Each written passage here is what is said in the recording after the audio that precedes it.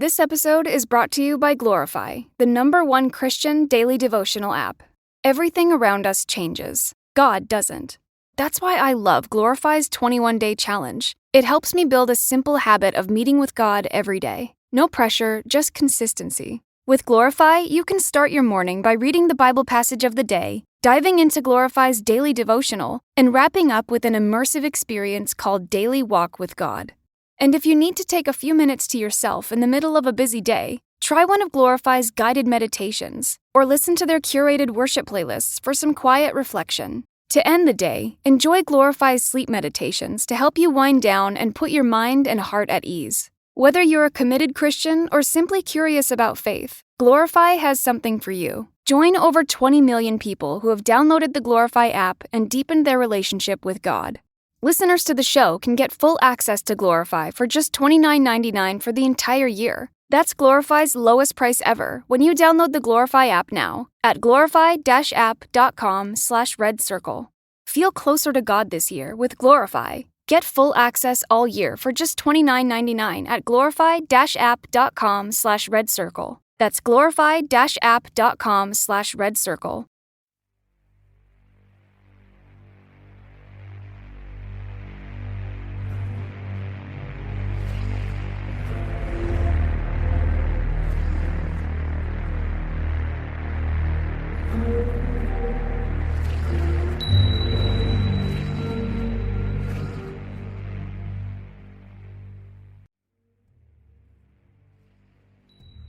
So I'm going to tell you a story.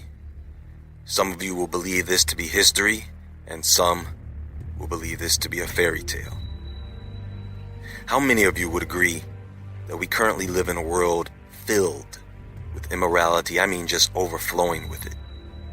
Look at our sexuality, the porn industry, entertainment, the drug industry, the food industry, the technology, the weapons. There are many reasons why some people don't believe in a God. But you see, the main reason is they think they don't need to. Did you know that before man could predict the weather, he prayed for it?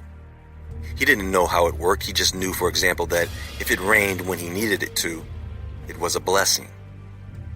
But now that man has the knowledge, now that man has a better understanding of how the weather works, he doesn't need God, right? It's all natural. Is it? Is it really? Now, there are many ancient writings and artifacts that have made it into our library of knowledge about the world we live in, and the Bible is one of them. Whether you believe it to be true or not, it is part of our world history, and it is very significant. And along with that, there is a book that may help to fill in the blanks about who we once were and who we are today, if you bother to look. And that, my friends, is, in the words of Rod Serling, submitted for your perusal, the Book of Enoch.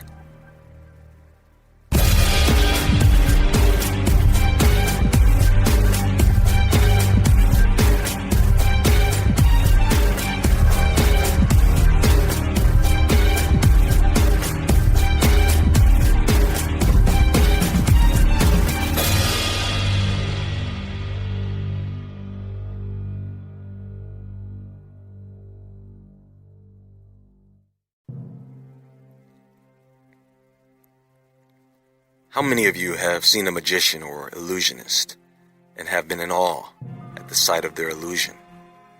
You see, you know it's an illusion. You know it's a trick.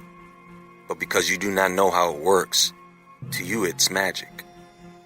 Oh, there must be some explanation. Yes, there is an explanation. But once it is explained, it is no longer magic. It is science. Isn't that interesting? So here's the story. Enoch. And if you don't know who Enoch was, he was the son of Jared from the 7th generation of Adam. Enoch, or Hanak in Hebrew, was the father of Methuselah and the great-grandfather of Noah. He was 65 at the time of Methuselah's birth, and he walked with God for 300 years before God took him. Now, Enoch wrote this book sometime after the birth of his grandson Lamech and before the birth of his great-grandson Noah. And it was written for two reasons. One, to save his family from the great flood, and 2, because the Watchers instructed him to. The Watchers. You see, no one knows how many angels there are, but there are many, and they all had jobs. The managers of the universe. And as the population of human beings began to increase significantly... This episode is brought to you by Glorify, the #1 Christian daily devotional app. Everything around us changes. God doesn't. That's why I love Glorify's 21-day challenge. It helps me build a simple habit of meeting with God every day. No pressure, just consistency. With Glorify, you can start your morning by reading the Bible passage of the day, diving into Glorify's daily devotional, and wrapping up with an immersive experience called Daily Walk with God. And if you need to take a few minutes to yourself in the middle of a busy day, try one of Glorify's guided meditations, or listen to their curated worship playlists for some quiet reflection. To end the day, enjoy Glorify's sleep meditations to help you wind down and put your mind and heart at ease. Whether you're a committed Christian or simply curious about faith, Glorify has something for you. Join over 20 million people who have downloaded the Glorify app and deepened their relationship with God.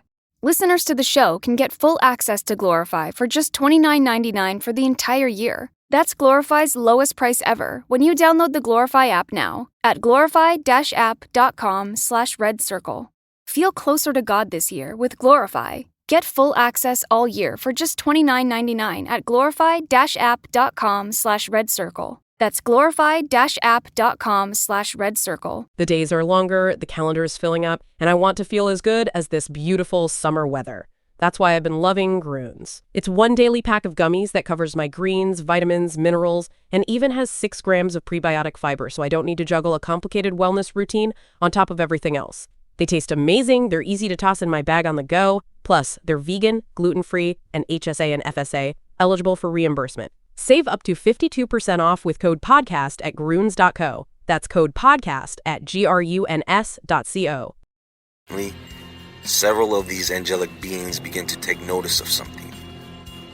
The men of the earth had daughters, beautiful women, and these angels desired them. They desired children. They communicated to each other plans to take human wives for themselves. And so according to Enoch, it was Semyaza, the leader of these angels, that said, "Listen, I know that you all do not want to do this because of the consequences you will have to face, but I am going to take the responsibility for your actions." And this total of 200 angels swore an oath. They all agreed to a bond with each other that they could not break. And so they proceeded to take wives, one each. And they did things with these women, sexual things, without discrimination. I guess their motto was anything goes. And during all this, these angels taught them charms and spells and the cutting of roots and trees. In other words, they taught them how to perform rituals and get high. And of course, these women got pregnant and bore large giants. And their height was 3,000 cubits. Now, 1 cubit is typically the length of the forearm from the tip of the middle finger to the bottom of the elbow, which is around 1.5 feet. You can do the math. That is taller than the tallest building in Dubai. See, these angels that descended to earth wanted to control man. They wanted their own kingdoms, which they had and still have today. They wanted to have their own lineage. Understand that their sons, the Nephilim, these things have to eat. And man and all his hard work and efforts could not sustain them. So the giants turned on man in order to devour them. They turned on the animals and did only God knows what to them. They eventually turned against each other. They cannibalized each other. Also during this time, one of the angels that descended, Azazel, began to teach man how to kill. He taught them metalworking, how to make weapons such as swords and daggers. He taught them how to make shields and protective armor. He then taught man how to make jewelry and other ornaments. Folks, do you know what certain metals do to the human body when you wear them, such as copper and gold? Why, it increases the electrical conductivity of the body, making you a better receiver. This unappointed watcher taught them the art of beautification and how to apply makeup. And this was the beginning of the total corruption of man. Some of the other angels taught men how to cast spells. They taught them astrology and the path of the moon. Think about it. Who do you think taught men how to communicate with spirits using rituals? You think men just came up with these rituals on their own, expecting them to work? So at this point, we have a world that is filled with corruption and bloodshed. So much so that some of the angels that remained in heaven knew that God was aware of this, and so they asked him what they should do about it. So God sent an angel to save the son of Lamech and to reveal to Noah the coming of the end. He then instructed Raphael to bind the hands and feet of Azazel and throw him into darkness, covering him with jagged stones in the desert of Dudal, which is believed to be east of Jerusalem, but no one is certain, especially since the world after the flood would be much different. God then sent Michael to inform Semyaza and the others that they would have to stand by and watch their children kill each other off. And once they witnessed the destruction of the Nephilim, these angels were to be imprisoned for 70 generations in the hills of the earth. Then came the Great Flood. So fast forward to today, the question is, if these accounts of Enoch were true, is there any evidence that exists to support it? You see, a fossil, well, most fossils, are formed when a plant or animal are suddenly buried beneath water, mud, and silt. This is why you don't see fossils that are recent. Are you with me so far? If you've been paying attention, you know that the number of giant skeletons that have been found as of today is in the thousands. Are they all a hoax? These discoveries have been going on since the early 1900s, and they are not found in just one place, no. They are everywhere. First off, folks, let me tell you something. When I say something is millions of years old, I am only reporting data from the scientists who determine these dates. It does not mean that I agree. I know better. You see, there are various methods to determining the age of a fossil. Unfortunately, the older something is, the less accurate the dating. And these dating methods are based on assumption. They assume uranium-238 has a half-life of about 4.5 billion years, based on a standard that was created back in 1971. Assuming that the uranium-238 to uranium-235 ratio has been constant since the forming of the Earth. The truth is, it varies from rock to rock. How about explaining to me why they find carbon-14 in coal, diamond, and dinosaur bones, when carbon-14 has a half-life of 5,730 years? By the way, they don't just find giant skeletons. They find giant weapons, spearheads, axes, swords, footwear, giant steps. Look at all the megalithic structures around the world, folks. Someone had to lift these things. Look at the giant stone balls they found in Costa Rica, Bosnia, New Zealand, North Dakota. I am inclined to believe that these were actually used as weapons, hurled through the air by giants using a very large catapult, or even a handheld slingshot or handheld catapult like the ones you see in this art piece. Some geologists actually want you to believe that some of these spheres are concretions formed naturally over millions of years. Come on, man.